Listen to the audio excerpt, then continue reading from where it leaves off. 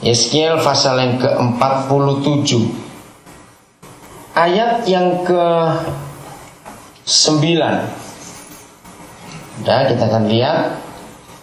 Sehingga kemana saja sungai itu mengalir, segala makhluk hidup yang berkeriapan di sana, yang bergerak maksudnya, akan hidup. Ikan-ikan akan menjadi sangat banyak. Sebab kemana saja air itu sampai, air laut di situ menjadi tawar.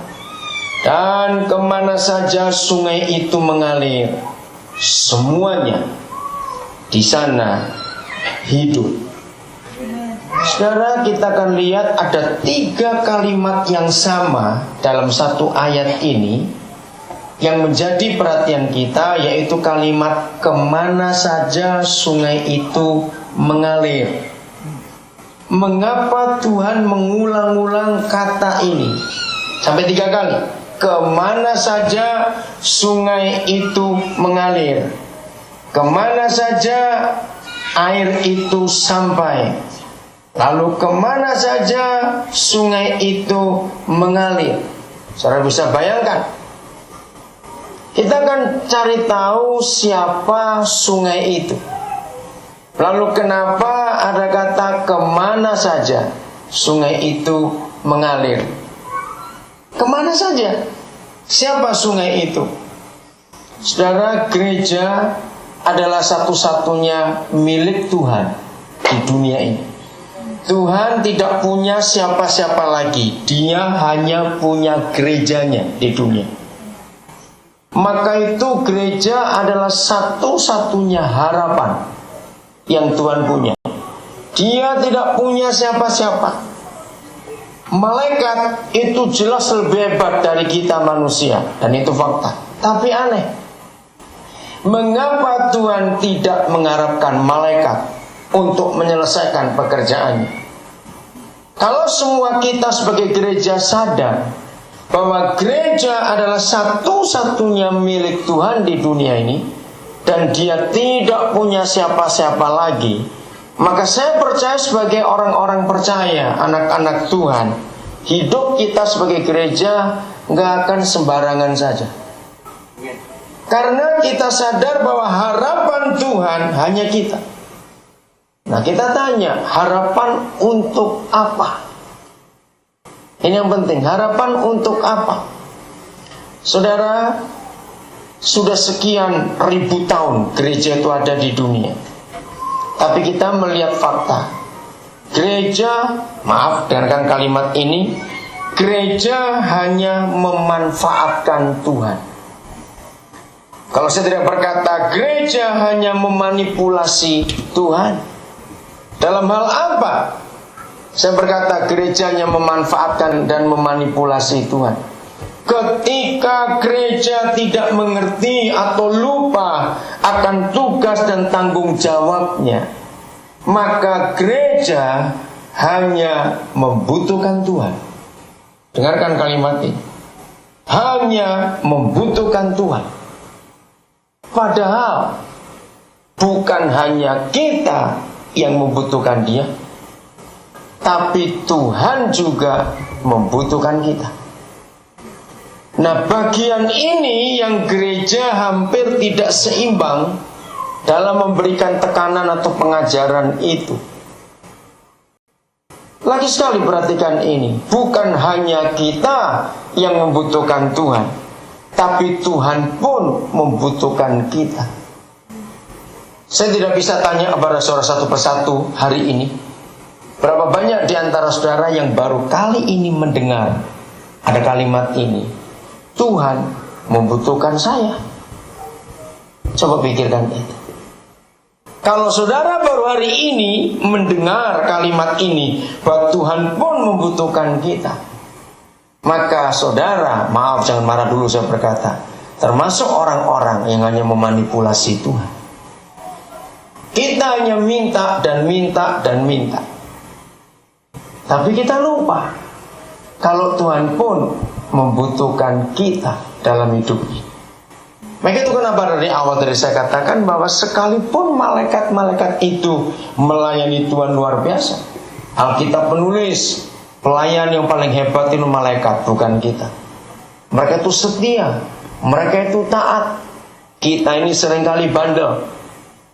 Nah, kita tahu kalau Tuhan memakai malaikat, maka pekerjaannya pasti akan jauh lebih cepat selesai.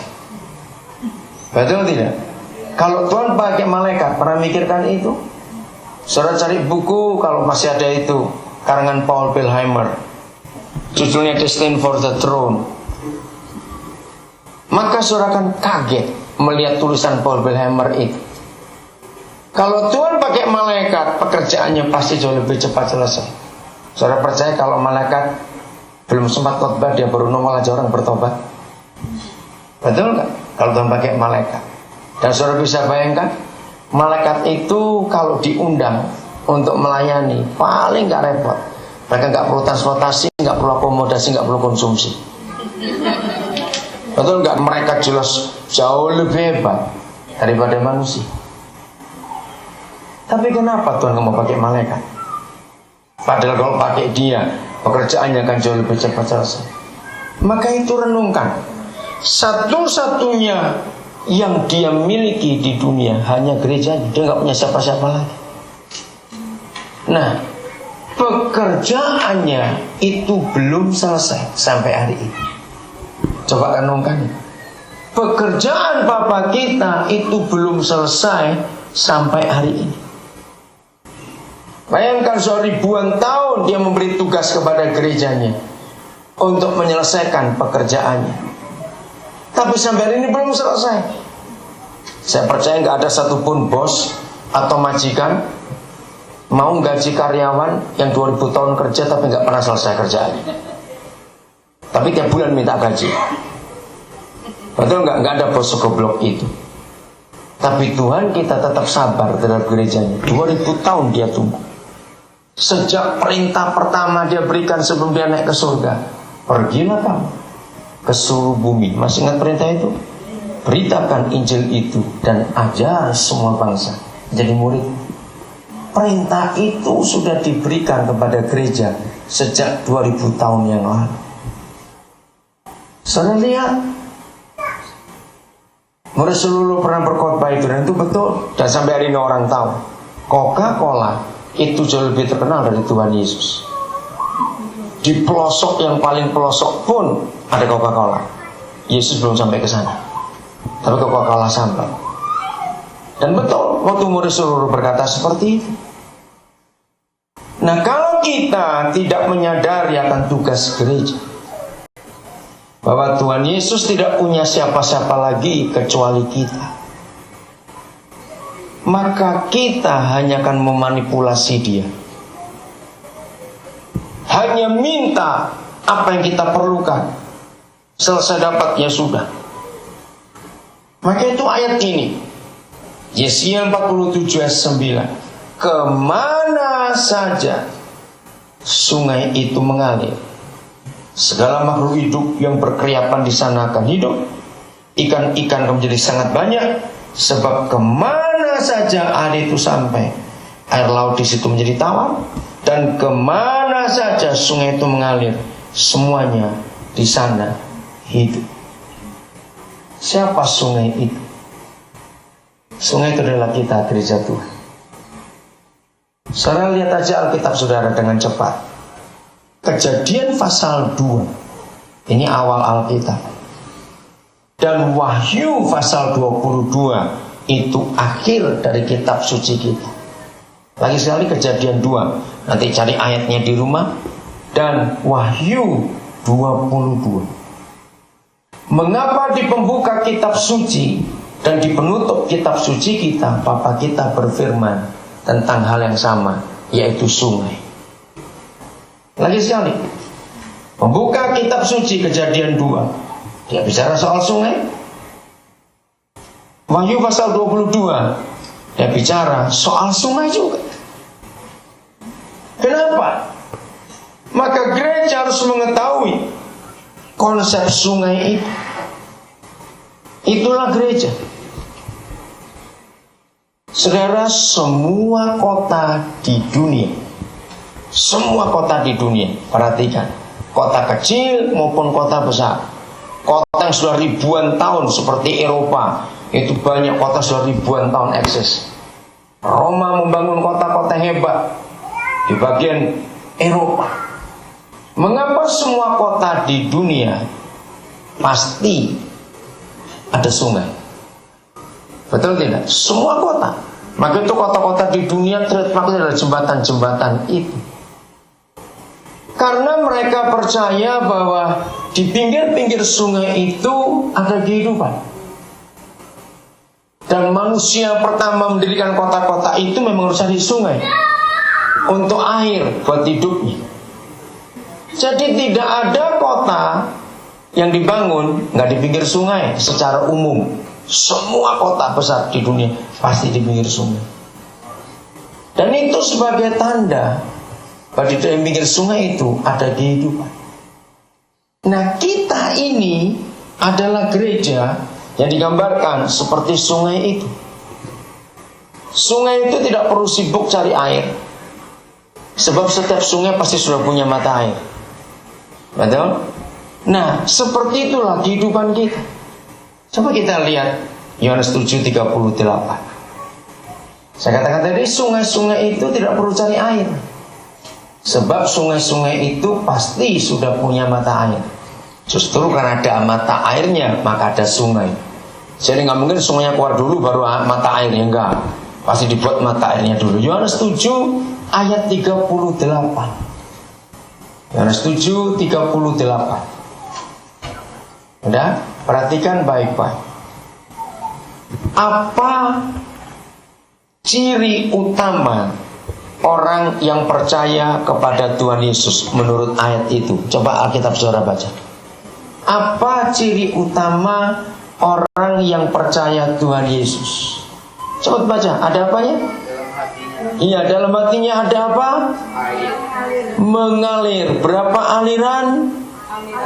Aliran apa? Air hidup. Saudara, cuma ada satu di antara dua, nggak ada satu di antara tiga. Ya, cuma ada satu di antara dua. Kalau sungai itu mengalir, maka dia disebut sungai. Tapi kalau sungai itu mampet, disebut got. Cuma ada satu di antara dua. Betul tidak? Sekecil apapun sungai, kalau dia mengalir, airnya pasti bersih. Segede apa sungai, kalau mampet, dia pasti kotor. Renungkan ini. Dan tidak ada orang mau tinggal di pinggir got, kecuali nyamuk. Oke? Semua mau di pinggir sungai yang mengalir. Nah, cuma satu ciri orang yang percaya kepada Tuhan Yesus. Apa tadi cirinya? Dari apanya? Dalam hatinya akan mengalir aliran-aliran air itu. Maka kalau orang Kristen, kita langsung menghukum diri kita kalau kita salah.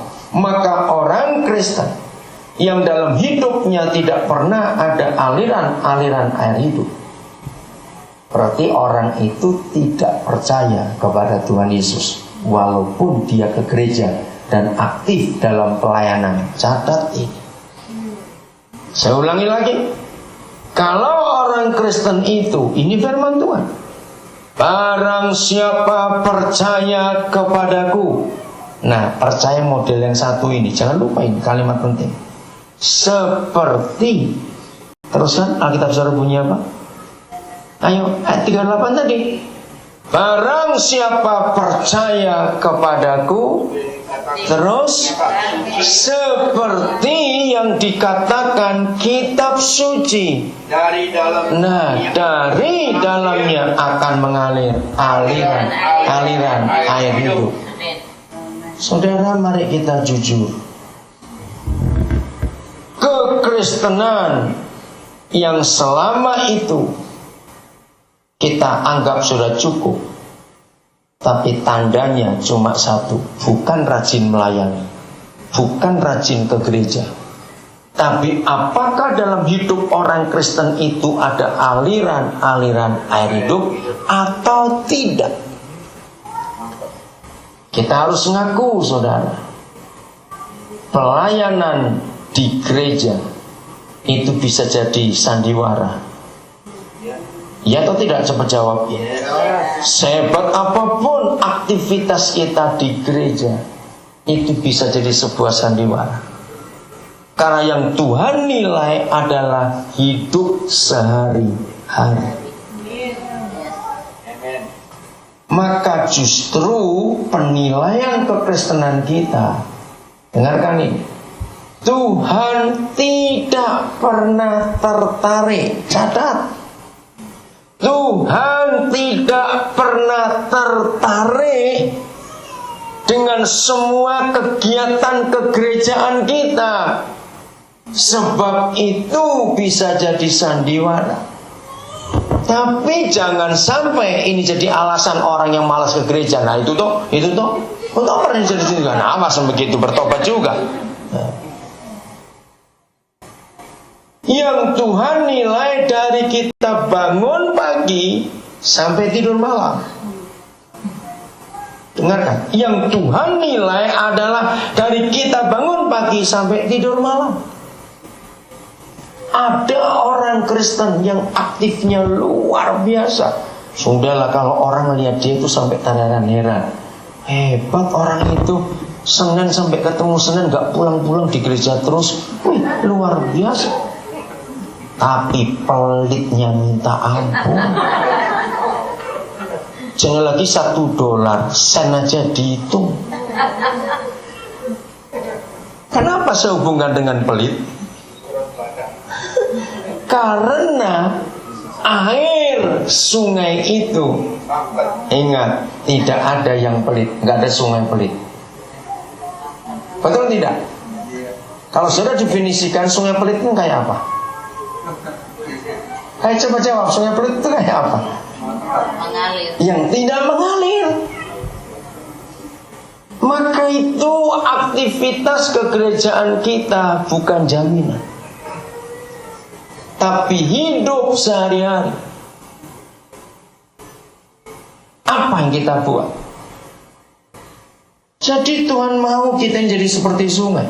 Lagi sekali nanti baca di rumah Kejadian 2 dan Wahyu 22. Mengapa Papa menjepit kitab suci, kalau saya pakai istilah ini, pembuka dan penutupnya bicara soal sungai. Dan di sepanjang kitab suci ini kita melihat kata sungai-sungai itu paling banyak. Juga sumur, bicara paling banyak.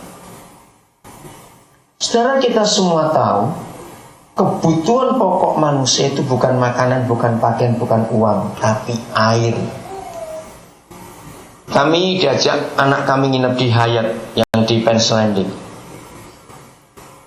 Saya mengajari semua anak-anak saya, kalau nginep di hotel, hari keempat kami baru ganti spray dan handuk. Nah, dia heran, kenapa begitu? Tuh mesin cuci banyak. Nah, ini kekristenan. Jangan terlalu sering mencuci, saudara. Alam ini rusak gara-gara deterjen. Lu serius? Orang Kristen harus bertanggung jawab atas bumi. Ini milik Papa kita. Jangan dirusak. Istri saya berapa hari lalu ngajari di rumah orang, sampah pisahkan, mana yang organik, sisa makanan, buah saya sendiri kan, jangan campur kaleng, campur plastik, merusak. Mengapa Kejadian 1:26 menuliskan itu? Ketika manusia belum ada, Papa sudah berfirman, tugas manusia adalah manage the earth. Amin. Kita ini manajernya bumi. Saya ngajar semua orang.